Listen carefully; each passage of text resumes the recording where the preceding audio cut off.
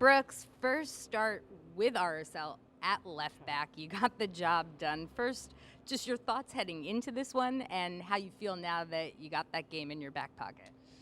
Yeah, I guess another position that I can play on the field. Right back, left back, right winger, left winger. As I said earlier on this season, I pride myself on being, a very versatile guy. And, Freddie came to me earlier on this week and said that I was going to be playing left back and, don't use it as an excuse, get into that role and do your job. And that's what, I think I did tonight. We kept a shutout, and that's all you can ask for, being in the back line. I know when I heard the starting 11, that was the one that really stuck out to me. I first did a double take wondering, wait, Brooks at left back? And Freddie really said that, Brooks is one of those guys that he's technically gifted enough that he can get the job done and that maybe we won't be seeing his service, but he can help going forward in other ways with diagonals and maybe even dribbling in. How much of that played into your role tonight? Yeah, I think as an attacking outside back, the team needs me as an outlet going forward. As long as I'm doing my defensive responsibilities, correctly, I can go up top and support Corey if he's playing on the left like he did tonight. Overlap, cut in, shoot maybe, cross. Being able to support the attack in any way I can as an outside back just poses another threat that we have going forward. And when you have a guy like Corey playing in front of you who just puts in the defensive work, always tracks back, how much easier does that make it for you and the rest of the back line? It makes it a lot easier. I thought Corey worked really hard tonight. I thought everyone worked, their tails off. And, Freddie said it in the locker room after the game. It took heart to come out of here with a point.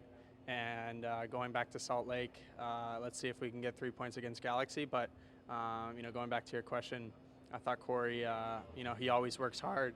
He wears his heart on his sleeve, which I love. I'm happy that I was able to play behind him tonight.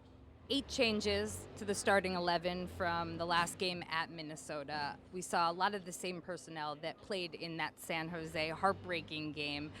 Had some similar feel to it where, we're going until the very last whistle into extra time, but you guys managed to shut it down. What's been maybe the difference? How have you guys grown since that game in particular? Yeah, I think the game against San Jose away, when we conceded so late, that was honestly just, unlucky.